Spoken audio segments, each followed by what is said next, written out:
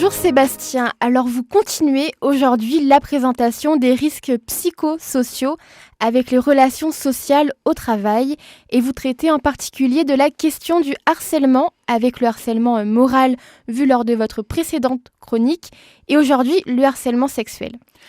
Bonjour Mélodie, oui, nous allons même commencer par un niveau inférieur au harcèlement sexuel, si je puis dire, avec ce qu'on appelle les agissements sexistes, que le Code du travail définit dans son article L 1142-2-1 et qui nous dit que nul ne doit subir d'agissement sexiste, défini comme tout agissement lié au sexe d'une personne, ayant pour objet ou pour effet de porter atteinte à sa dignité ou de créer un environnement intimidant, hostile, dégradant, humiliant ou offensant.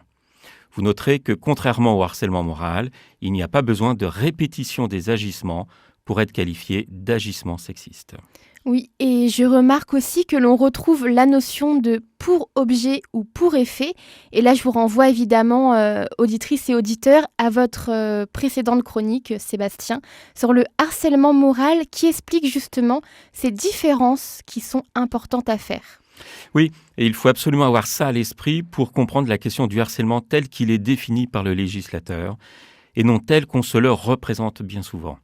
Alors, pour les agissements sexistes, on est sur des agissements, donc des actes ou des paroles, qui sont liés au sexe d'une personne.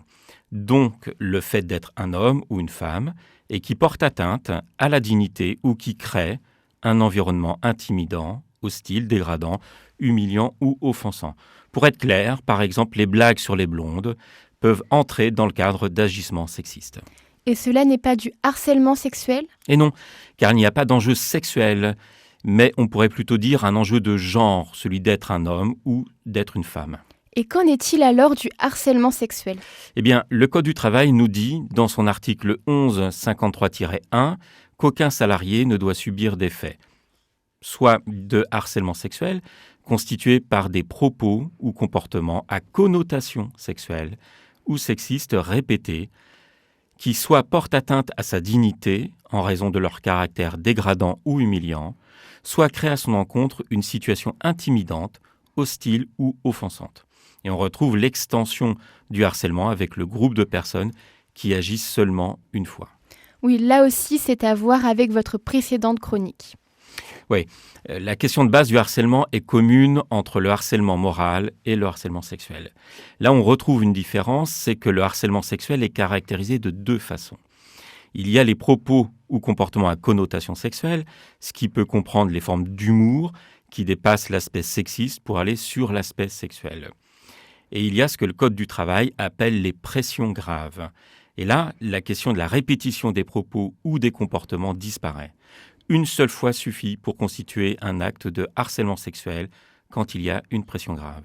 Et que dit alors précisément le Code du travail sur ça ? Eh bien, la seconde partie de cet article L 1153-1 nous précise qu'il est assimilé au harcèlement sexuel toute forme de pression grave, même non répétée, exercée dans le but réel ou apparent d'obtenir un acte de nature sexuelle, que celui-ci soit recherché au profit de l'auteur des faits ou au profit d'un tiers. La forme précédente du harcèlement concernait les propos ou actes à connotation sexuelle avec répétition, mais ici la répétition disparaît car ce n'est plus une connotation sexuelle qui est en jeu, mais une pression grave dans le but d'obtenir un acte sexuel. Et on règle la question de l'humour et de la plaisanterie, car il est dit que c'est la même chose si la pression est dans le but réel ou apparent d'obtenir un acte de nature sexuelle, et que la pression grave soit au bénéfice de soi-même ou au profit d'un tiers. Dans ce cas, cette seconde forme de harcèlement sexuel n'a pas besoin de répétition pour être qualifiée de harcèlement. Ainsi, on peut résumer en disant que les agissements sexistes ne nécessitent pas de répétition, que le harcèlement sexuel avec des propos ou des actes à connotation sexuelle nécessite une répétition des faits, mais que le harcèlement sexuel sous forme de pression grave pour obtenir un acte de nature sexuelle, pour de vrai ou pour de faux, pour soi ou pour autrui, ne nécessite pas de répétition.